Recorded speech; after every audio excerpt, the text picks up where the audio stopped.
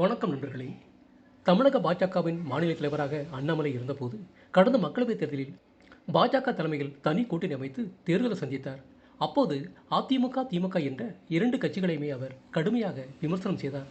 அதோடு அந்த தேர்தலில் அதிமுக 12 தொகுதிகளில் டெபாசிட் இழந்தது. 5 தொகுதிகளில் அதிமுகவை 3வது இடத்துக்கு தள்ளியது பாஜக. கோவை எம்பி தொகுதியில் போட்டியிட்ட அண்ணாமலை திமுகவுக்கு அடுத்த 2வது இடத்தை பிடித்தார். அங்கு அதிமுக 3வது இடத்துக்கு தள்ளப்பட்டிருந்தது.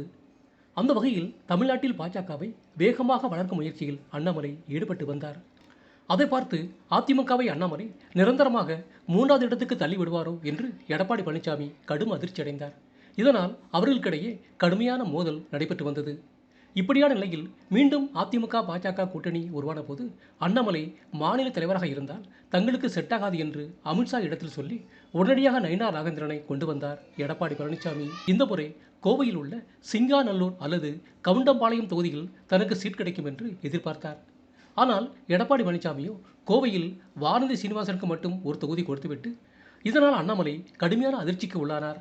சட்டமன்ற தேர்தலில் கண்டிப்பாக கோவையில் போட்டியிட வேண்டும் என்று திட்டமிட்டிருந்தவர் எடப்பாடி பழனிசாமி தன்னை கோவையில் போட்டியிடவிடக்கூடாது என்று ஒரு தொகுதி தவிர அனைத்து தொகுதிகளையும் தன் பக்கம் திருப்பிவிட்டதால் கடும் அதிர்ச்சி அடைந்திருக்கும் அண்ணாமலை இந்த தேர்தலில் தான் போட்டியிடப் போவதில்லை என்று அறிவித்திருக்கிறார்.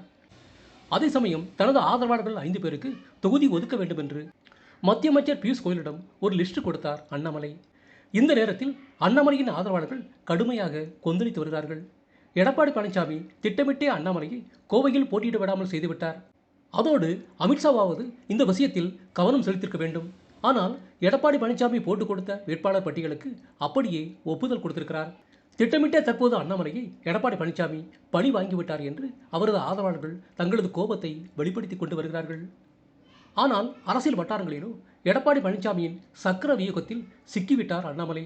அதனால் இந்த சட்டமன்ற தேர்தலில் அதிமுக பாஜக வேட்பாளர்களுக்காக அவர் பிரச்சாரம் செய்வாரா மாட்டாரா என்ற கேள்விகள் எழுந்திருக்கிறது. குறிப்பாக அண்ணாமலை அதிமுகவுக்கு எதிரான அரசியல் செய்ததோடு கடந்த மக்களவைத் தேர்தலில் அதிமுக தங்களது கோட்டை என்று சொல்லிக்கொள்ளும் கோயமுத்தூரில் போட்டியிட்டு 4.5 லட்சம் ஓட்டுகளை பெற்றார்.